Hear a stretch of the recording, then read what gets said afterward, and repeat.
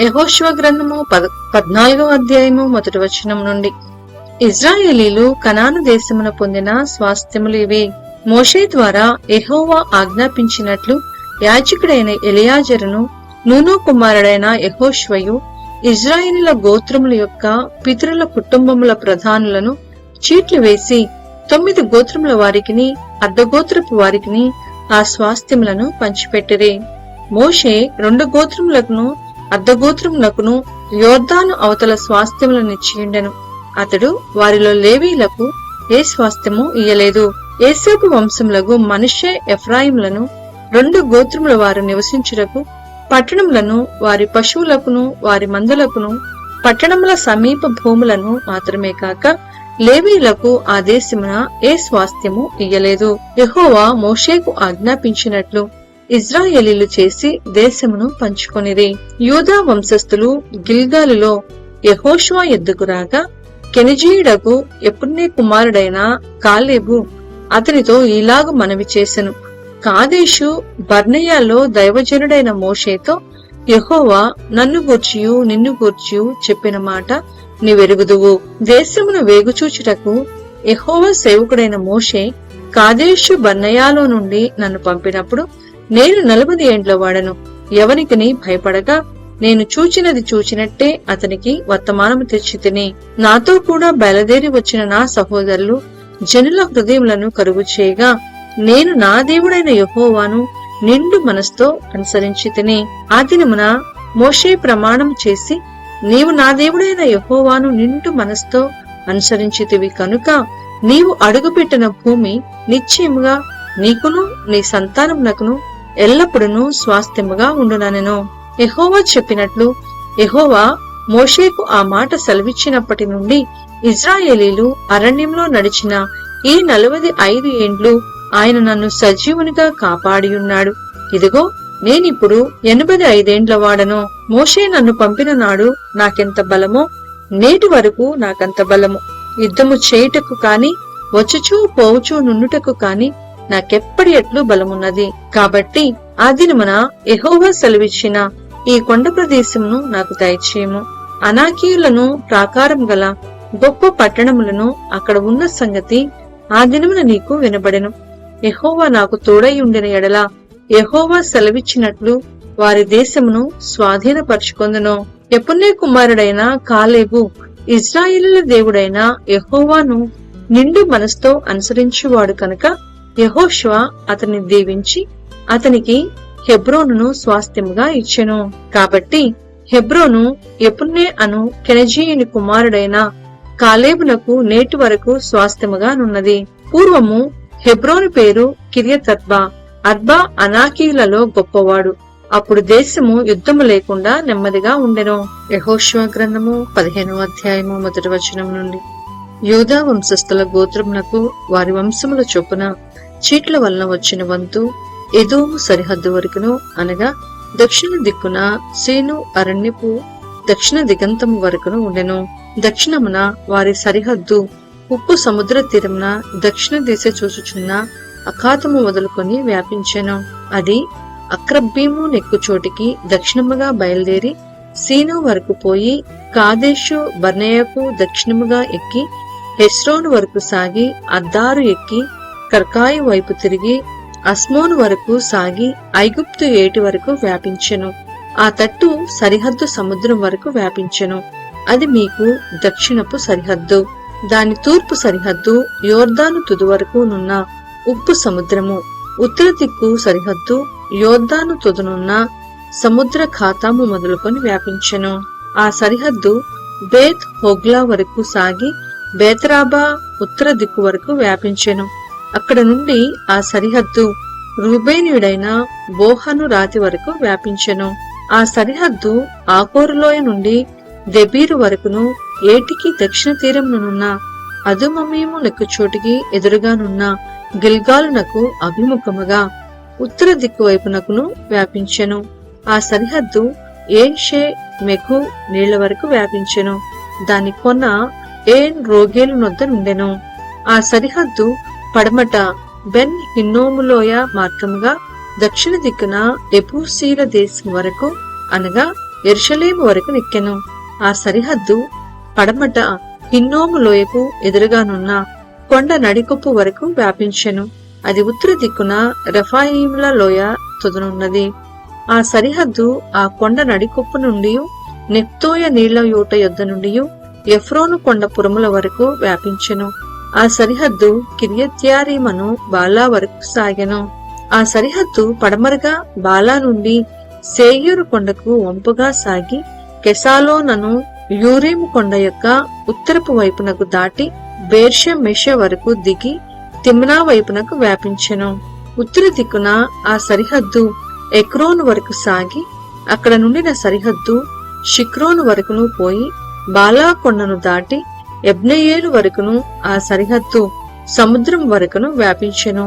పడమటి సరిహద్దు గొప్ప సముద్రపు సరిహద్దు వరకు వ్యాపించెను. యూదా సంతతి వారి వంశముల చొప్పున వారి సరిహద్దు ఇదే. యెహోవా యెహోషువకిచ్చిన ఆజ్ఞ చొప్పున యూదా వంశస్థుల మధ్యను యెఫున్నె కుమారుడైన కాలేబునకు ఒక వంతును అనగా అనాకీయుల వంశకర్త అయిన అర్బా యొక్క పట్టణమును ఇచ్చెను. అది హెబ్రోను. అక్కడ నుండి కాలేబు అనాకు యొక్క ముగ్గురు కుమారులైన షెషయి, అహీమాను, తల్మయి అను అనాకీయుల వంశీయులను వెళ్లగొట్టి వారి దేశమును స్వాధీనపరుచుకొనెను. అక్కడ నుండి అతడు దెబీరు నివాసుల మీదికి పోయెను. అంతకు ముందు దెబీరు పేరు కిర్యస్సెఫెరు. కాలేబు కిర్యస్సెఫెరును పట్టుకొని దానిని కొల్లపెట్టిన వానికి నా కుమార్తె అయిన అక్సాని ఇచ్చి పెండ్లి చేసేదనని చెప్పగా కాలేబు సహోదరుడును కనజు కుమారుడునైన ఒత్నీయేలు దాన్ని పట్టుకొనెను. కనుక అతడు తన కుమార్తె అయిన అక్సాను అతనికిచ్చి పెండ్లి చేసెను. మరియు ఆమె తన పెనిమిటి ఇంటికి వచ్చినప్పుడు తన తండ్రిని ఒక పొలము అడుగమని అతనిని ప్రేరేపించెను. ఆమె గాడిదను దిగగా కాలేబు ఆమెను చూచి నీకేమి కావాలనని ఆమెనడిగెను. అందుకామె నాకు దీవెన దయచేయము, నీవు నాకు దక్షిణ భూమి ఇచ్చి ఉన్నావు కనుక నీటి మడుగులను నాకు దయచేయమనగా అతడు ఆమెకు మెరక మడుగులను పల్లపు మడుగులను ఇచ్చెను. యూదా వంశస్థుల గోత్రమునకు వారి వంశముల చొప్పున కలిగిన స్వాస్థ్యమిది. దక్షిణ దిక్కున ఎదోము సరిహద్దు వరకు యూదా వంశస్థుల గోత్రము యొక్క పట్టణములు ఏవనగా కబ్సెయేలు, ఏదెరు, యాగూరు, కీనాది, మోనా, అదాదా, కెదెషు, హోసోరు, ఇత్నాను, జీపు, తెలెము, బయలోతు, క్రొత్త, హాసోరు, కెరియోతు, హెస్రోను అనబడిన హోసోరు, అమాము, షేము, మోలదా, అసర్గత్తా, హెష్మోను, బెత్పెలెతు, హసర్షువలు, బేర్షెబా, బిజ్యోత్యాబాల, ఈయో, ఎజెము, ఎల్తోలదు, కెసీలు, హోర్మా, సిక్లగు, మద్మన్నా, సనన్నా, లెబాయోతు, షిల్హము, అయీను, రిమ్నోను అనునవి. వాటి పల్లెలు పోగా ఈ పట్టణములన్నీ 29. మైదానములో ఏమనగా ఎష్టయేలు, జొరియా, అష్మా, జానోహ, ఎన్గన్నీము, తప్పూయ, ఎనాము, ఎర్మోతు, అదుల్లాము, సోకో, అజేకా, షరాయిము, అదీతాయిము, గేదరా, గెదరోతాయిము అనునవి. వాటి పల్లెలు పోగా 14 పట్టణములు. సెనాను, హదాషా, మిగ్దోలగాదు, దిలాను, మిస్సే, ఎత్తయేలు, లాకీషు, ఉస్కతు, ఎగ్లోను, కప్పోను, లహ్మసు, కిత్లిషు, గెదరోతు, బెర్బగోను, నయామా, మక్కేదా అన్నవి. వాటి పల్లెలు పోగా 16 పట్టణములు. లిబ్నా, ఎతెరు, ఆషాను, ఇఫ్తా, అఫ్నా, నెసీబు, కెయిలా, అగ్జీబు, మారేషా అన్నవి. వాటి పల్లెలు పోగా 9 పట్టణములు. ఎక్రోను దాని గ్రామములను పల్లెలను, ఎక్రోను మొదలుకొని సముద్రం వరకు అష్టోదు ప్రాంతమంతయు దాని పట్టణములను గ్రామములను, ఐగుప్తు ఏటి వరకు పెద్ద సముద్రం వరకును, అష్టోదును, గాజాను వాటి ప్రాంతం వరకును వాటి గ్రామములను పల్లెలను, మన్య ప్రదేశమందు షామీరు, ఎత్తీరు, సోకాదన్న, కిర్యత్సాన్న అను దెబీరు, అనాబు, ఎష్టేమో, ఆనిము, గోషెను, హోలోను, గిలో అన్నవి. వాటి గ్రామములు పోగా 11 పట్టణములు. ఆరాబు, దూమా, ఎషాను, యానిము, బెత్తపూయ, అఫేకా, హుమ్దా, కిరియతర్బా అను హెబ్రోను, సియోరు అన్నవి. వాటి పల్లెలు పోగా 9 పట్టణములు. మాయోను, కర్మెలు, జీపు, యుట్ట, ఎజ్రయేలు, యొక్తే, యాము, జానోహ, కయీను, గిబియా, తిమ్నా అన్నవి. వాటి పల్లెలు పోగా 10 పట్టణములు. అల్పులు, బేత్సూరు, గెదోరు, మారాతు, బేతునోతు, ఎల్తకోనన్నవి. వాటి పల్లెలు పోగా 6 పట్టణములు. కిర్యత్యారీరి మనగా కిర్యత్సాయలు, రబ్బా అన్నవి. వాటి పల్లెలు పోగా 2 పట్టణములు.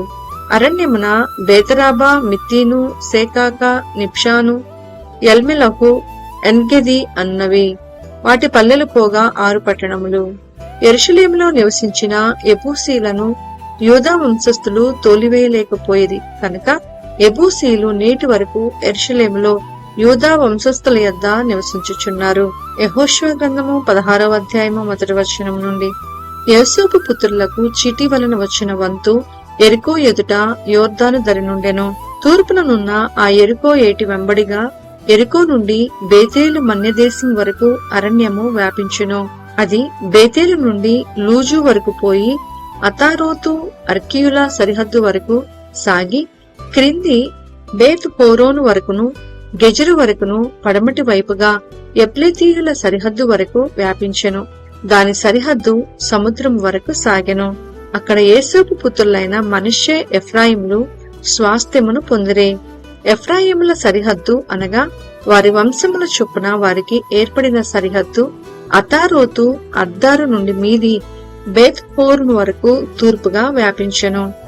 వారి సరిహద్దు మిక్నితాతునొద్దనున్న సముద్రం వరకు పశ్చియోత్తరముగా వ్యాపించి ఆ సరిహద్దు తానార్షిలోను వరకు తూర్పు వైపుగా చుట్టూ తిరిగి యానోహా వరకు తూర్పున దాన్ని దాటి యనోహా నుండి అతారోతు వరకును నారాతా వరకును యెరికోకు తగిలి యోర్దాను నొద్ద తుదముట్టెను.